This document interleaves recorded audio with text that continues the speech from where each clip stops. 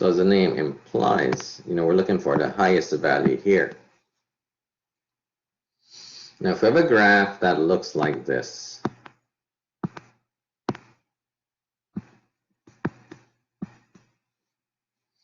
and let's say this point is 1 and 5.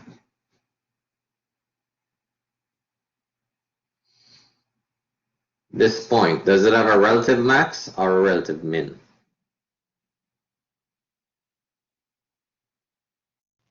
Max. Relative max. I agree. All right, so this point is a relative max. Now, is that also the highest point on the graph? Yes. Yes.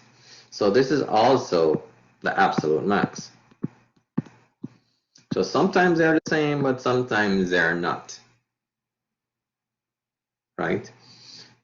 How about min? Do we have any relative min on this graph? No. No. How about absolute min? No. Wait, Professor, Yes. can you say that? Wait, what's the difference between relative and absolute? I think I missed that. I'm sorry. I'm trying to explain it. I'm trying to get into Sorry, it. not. Oh, I'm sorry. I got you. All right. So we're trying to, kind of determine it by just going through some of these words. So no relative min or no absolute min for this. If you recall, we have a relative when it goes from increasing to decreasing, or from decreasing to increasing, right? Those are relative. Okay. Because relative to the point above it, around it. Are you okay with that? Yeah. I got you. I got what you're saying. I get what you're saying. All right. So Luis, let's look at this graph here.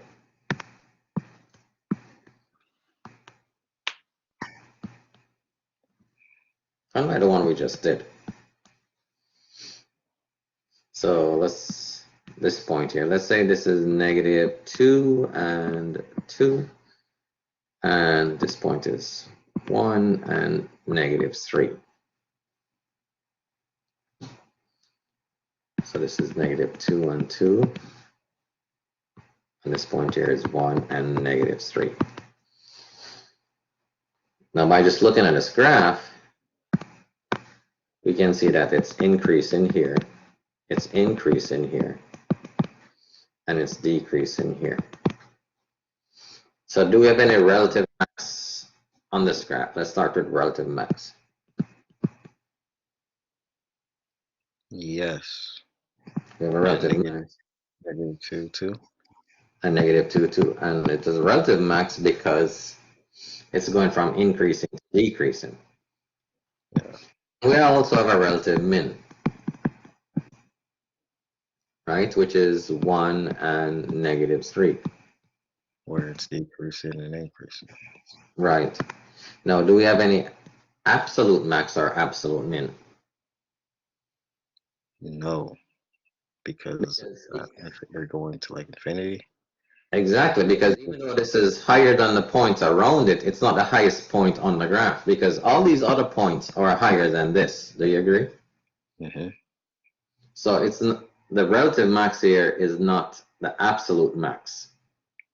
Right? So sometimes they can be the same and sometimes they're not. Normally we talk about absolute max and absolute min.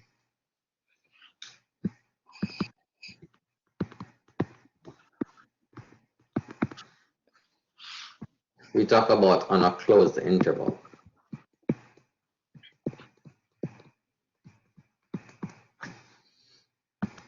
And this closed interval, let's just say it's from A to B.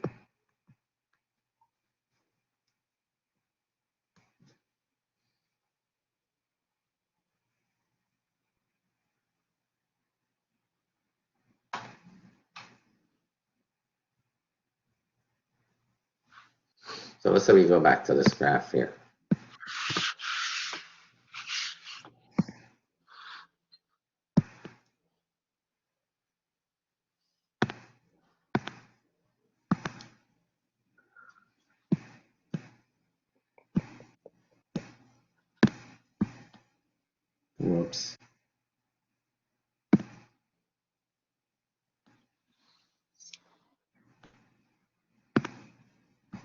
All right, so notice this graph does not, it no longer go on forever and ever and ever, right? It stops.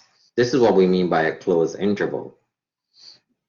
It's restricted between two numbers, right?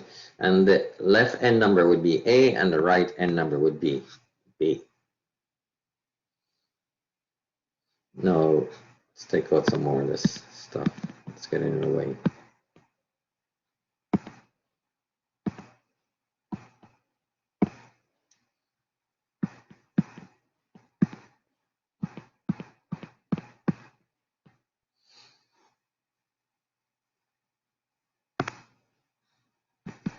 Now let's say this number here is -5 and the y value is -6.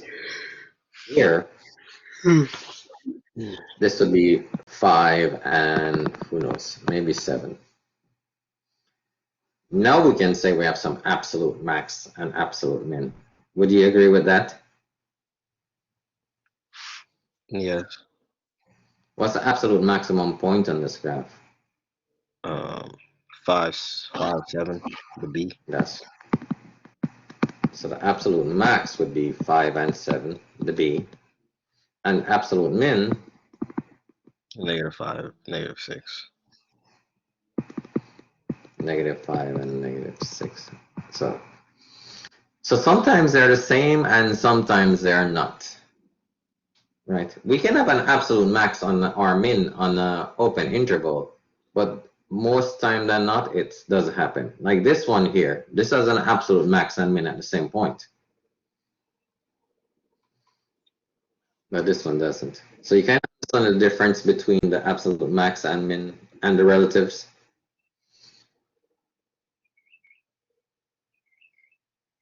So relative is in relation to the two, to the left and right of it. Luis, Yes. do you understand the difference between both of them now? The absolute and the relative? Yeah, I understand now. Relative is more when it's like increasing to decreasing, and there's a point, whether it's a max or a minimum. Absolute is just, you know, it's more, Whatever the highest point is. yeah, the highest. I got it. I get it.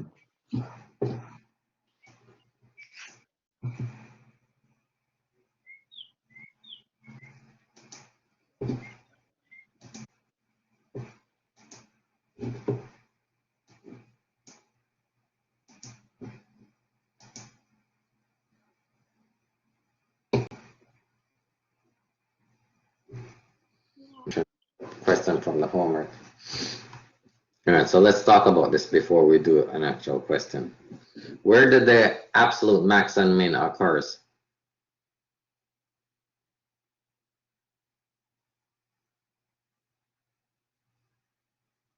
They occurs at the endpoints. Do you agree? What was that? Can you repeat that question? Where on this graph that we're looking at right now, where does the absolute max or min occurs?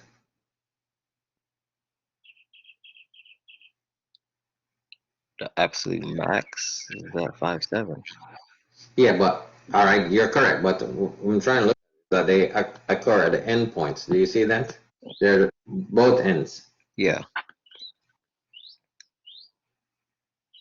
Now let's do a similar graph.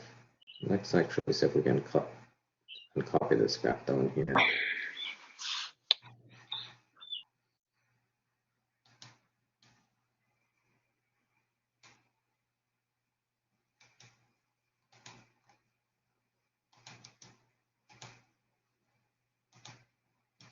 It won't allow me to erase it now. Oh, it does. All right. I do want to erase a piece of it.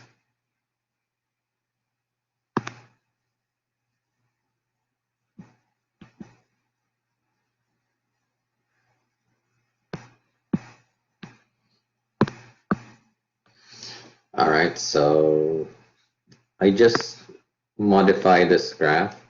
So this is -3 on the x and maybe -4 on the -4 on the y. That makes no sense. Negative 1 on the y.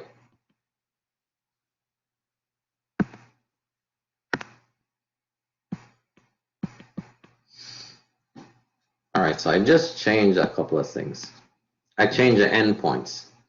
Our endpoints are now -3 to 5. So our interval for this is from -3 to 5.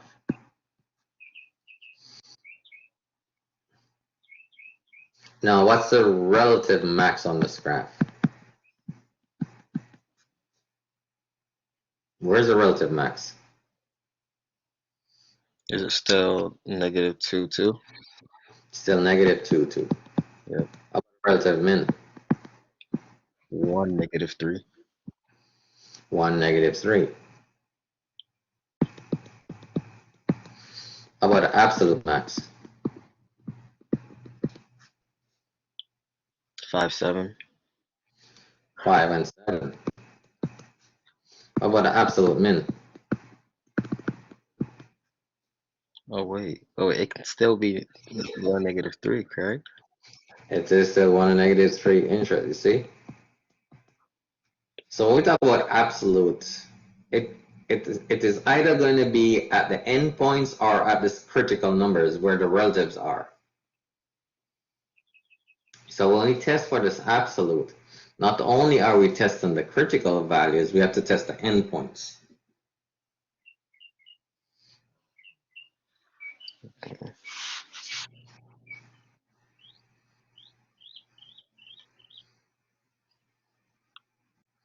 So you guys got that?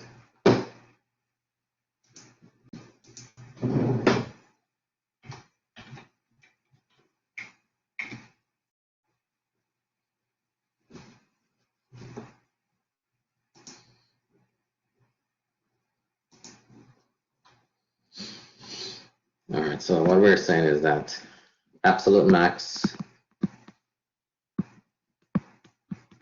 or absolute min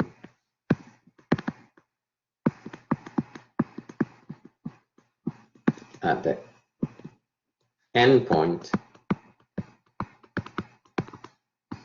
or at the critical numbers.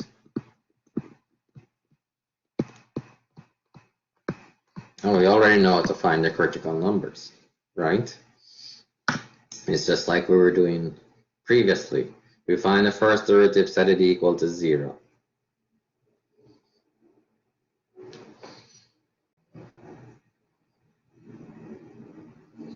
All right, so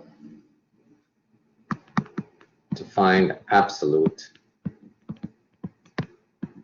max or min, well, the first thing we probably want to do is find the critical numbers.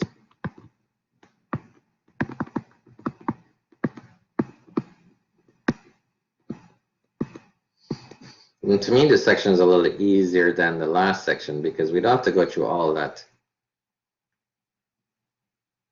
you know, increasing, decreasing, and inflection or anything. We're just trying to find the highest and the lowest value. That's it. How do we find a y value in this class? How do we find a y value always? What do we do to find a y value? Plug it Equal into the 0. initial equation. Oh wait, what did you say? How do we find a y value? Hold on. I think someone said it and Don typed it on the. We plug it into the original equation, right?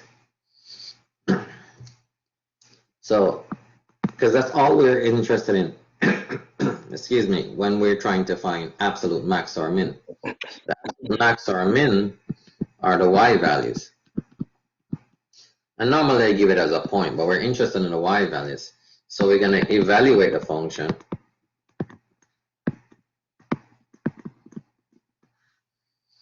You know, we're going to find f of a.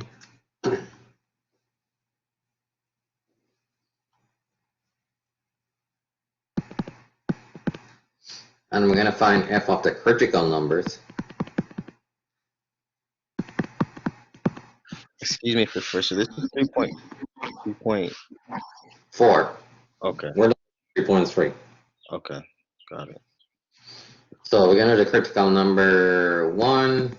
You know, we can do critical number 2. Depends on how many ever critical numbers we have.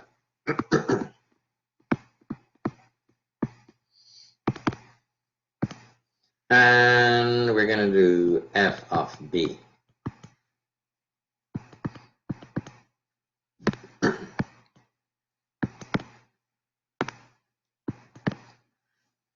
So what is this saying? Evaluate the left endpoint, which is what we're doing here. And this is evaluate the right endpoint, which is they're going to give us. And we'll see that in an example. And here we're evaluate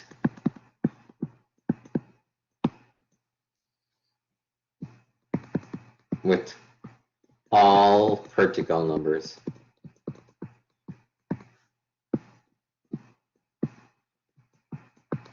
in the interval.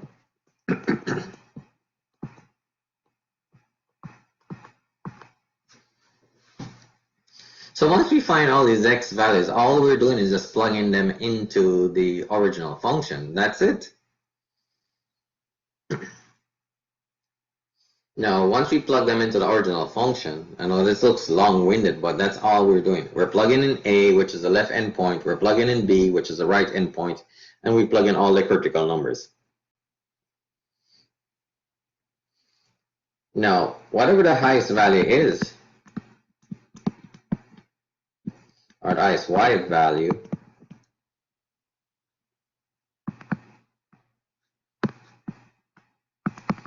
is the absolute max. So when we get these different y values, this is how we're going to know which one is the absolute max or absolute min. And the lowest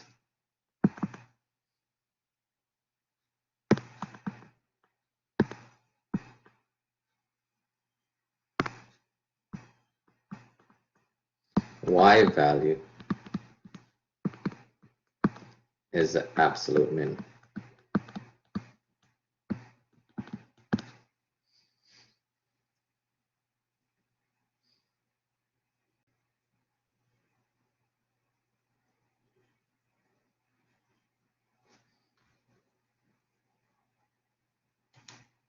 Let me grab a question from the assignment.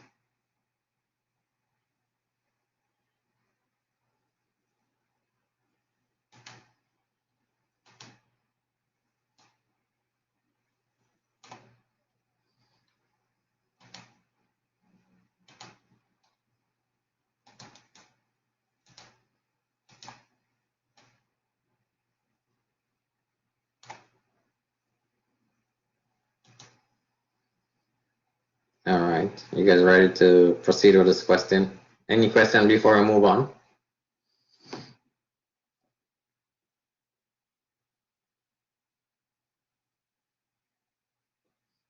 Any questions before we move on? All right, now. Good, thank you. All right, so this is problem number 2 of 13 in my MATLAB. So find the absolute maximum and minimum value of the function over the indicated interval. So our indicated interval, this is our interval.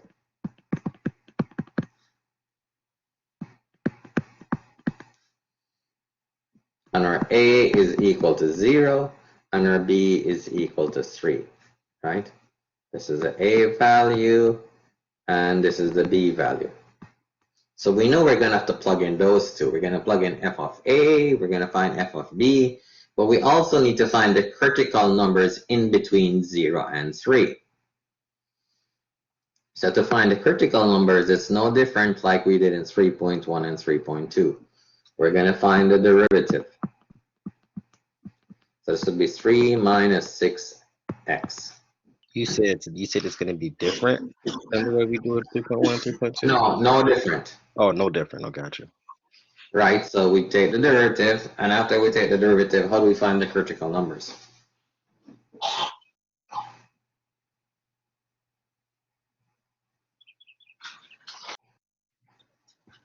Afterwards, you solve.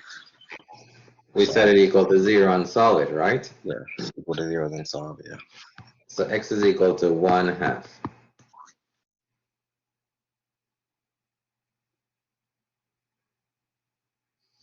Now make sure these critical numbers, all right, let's go back up here to our second. We're going to evaluate the function with the critical numbers in the interval. This is important, in the interval. So make sure the critical numbers that you find are in the interval. If something you're going to find critical numbers that are not in the interval, we're not concerned with those. And if we do get that, what does that mean? Does that mean We just ignore them because they're only asking us from one section to a next section, okay. from point A to point B. So they really don't care about something outside of that interval. Okay. So all we're doing is trying to find the maximum or minimum, between these intervals. Okay. Let's back up to this graph here. Look, this graph theoretically could have continued up this way or down this way, right? Mm-hmm. But we're not interested in the part in the green. So even though we have a lower point on the graph, which is in green, the absolute max is right here at B, because that's where we're considering. I got you. So we don't really care about numbers outside of the interval. All right, so we found our three numbers. So right now we have these three numbers. So what are we going to do? We're going to plug them into the original equation.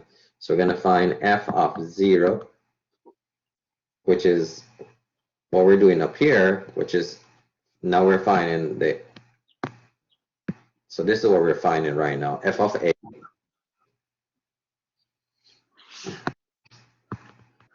We're going to find f of 1/2,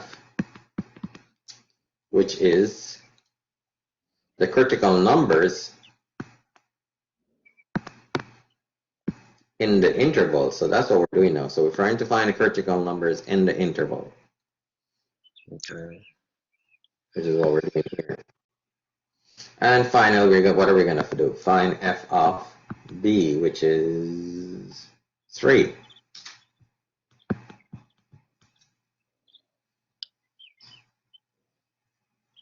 And we plug these into the original function, which is 2 plus 3x minus 3x squared. So it's just one critical number that we have to find? Well, it depends on what you get on the equation, right? It depends on how complex the equation is. Let's say we took the derivative and we got x squared minus 6x plus 5 as f prime of x, right? Yeah. When we solve this, we're going to get two critical numbers. Does that make sense? Depends on the complexity of the equation. Okay, okay. This was just, let's see. 3 minus 6. So we just plug in, what do you guys get when you plug in 0?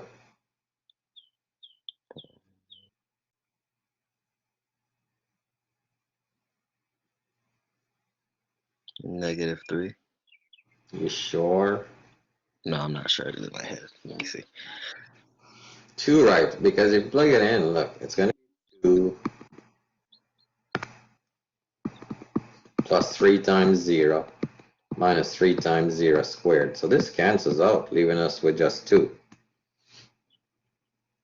How about a 1/2? That might be a little more challenging. Oh, I was plugging in the 2 inside. Oh, I was plugging the 0 in the. Okay, that's not bad.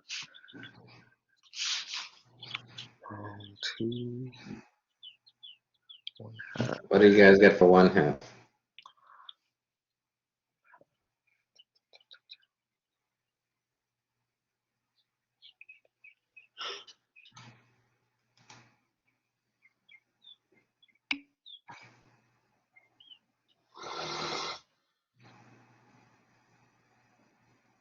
Can you scroll up just a little? Yeah. Sorry.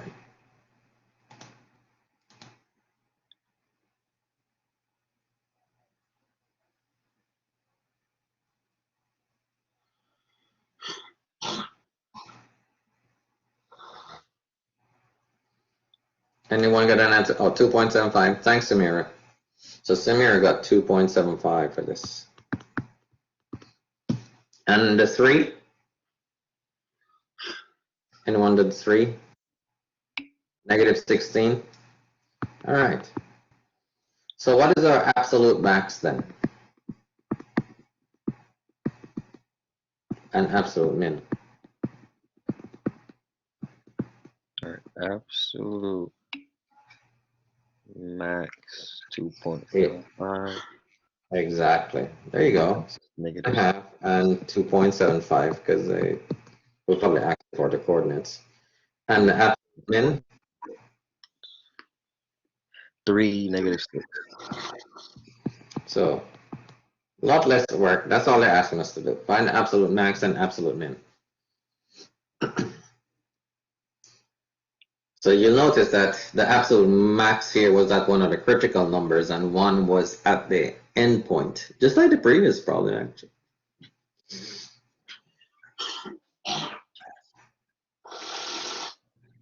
Any questions on that? That's it.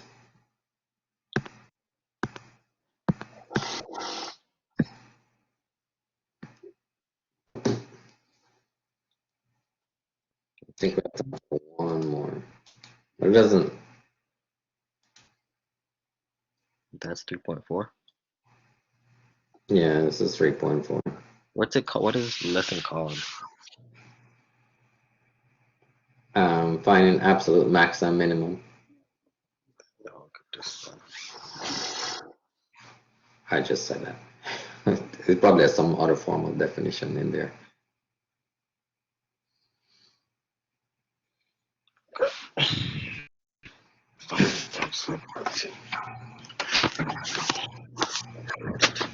All right, we're gonna do one more.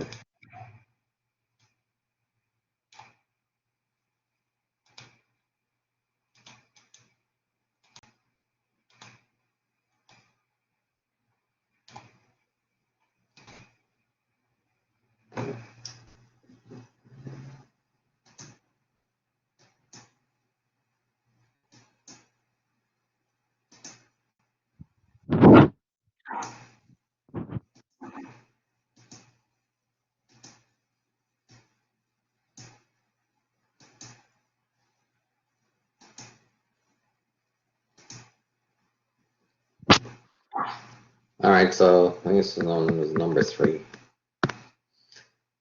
So we already know our A. What's our A value here? -1.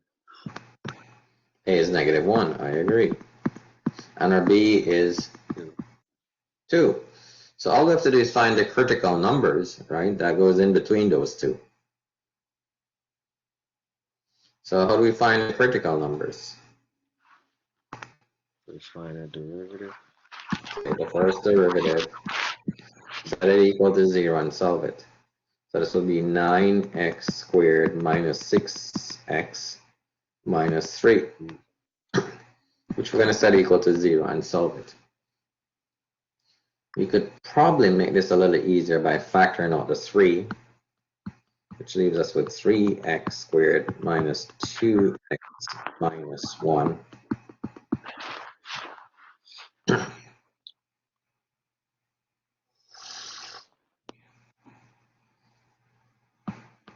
So this is going to be 3x and x and 1. It's going to be minus and plus. So that's the factorization of that.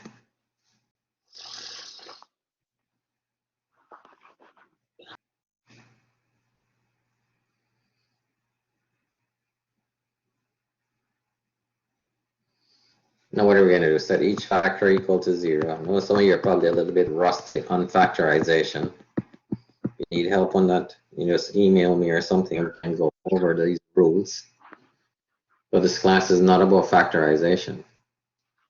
So we get -1/3 here for x, and we have x is equal to 1. So which one of these numbers are in our interval? Are they both in our intervals?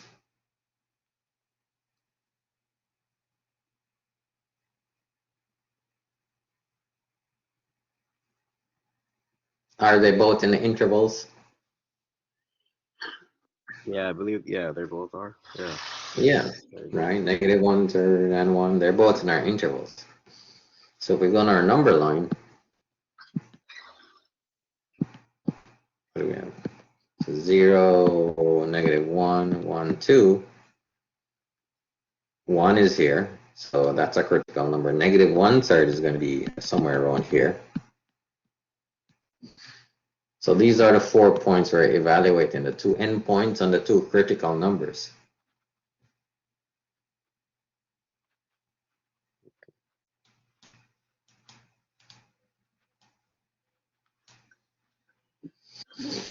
All right, so we're going to have to find f of -1.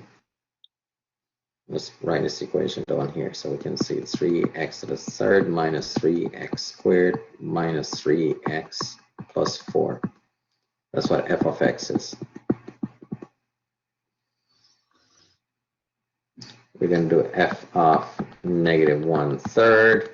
We're going to do f of 1. And we're going to do f of 2. So going back to your question a little earlier, Lewis. Now we have 2 critical numbers. So it all depends on how complex the equations are when we take the derivative. That's going to determine the amount of critical numbers we have.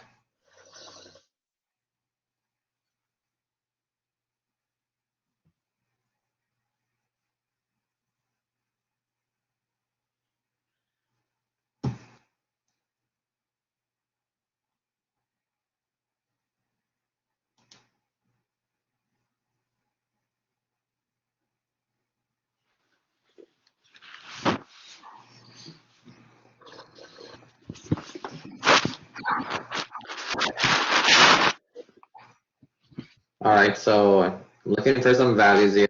4 numbers to evaluate in this function here. So we're plugging in these 4 numbers right over here into the original function. So Samira, f of -1 is 1, is that what you're saying? Okay. How about -1/3?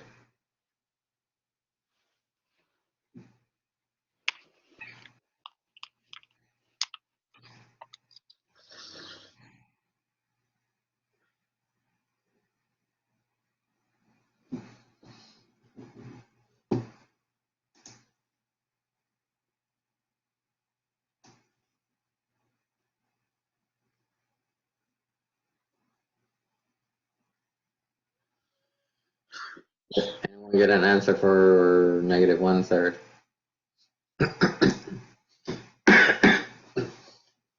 And please use a calculator, right? Let it work for you. You're going to define f of -1/3. So all we're doing is 3 times -1/3. Type it in your calculator just like this. -3 times -1/3 squared minus 3 times -1/3 plus 4. That's all we're doing. Type it like that, stick it on the calculator. All right.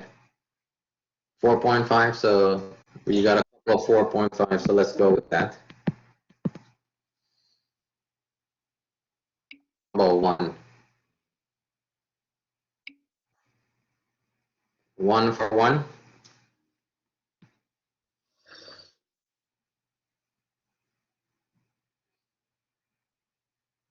And for 2.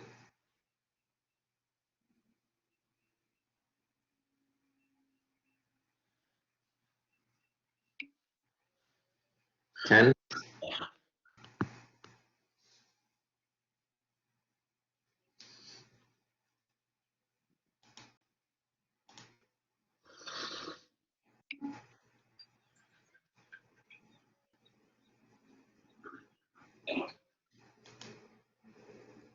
not 10?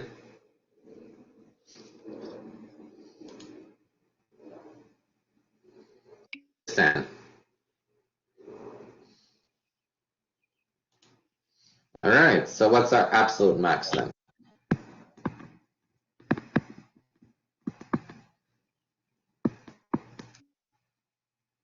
Ten, and well, let's correct Don. Be careful. Make sure they want the points, okay? So make sure you include it as an ordered pair. And the absolute min.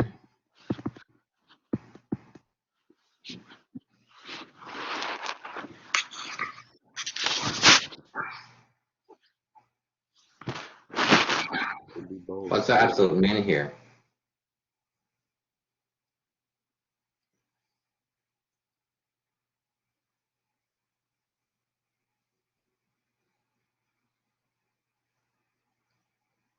Well, this one has two same y values, so it has two absolute min. Don't be shy, it's -1 and 1, and 1 and 1, which is quite possible.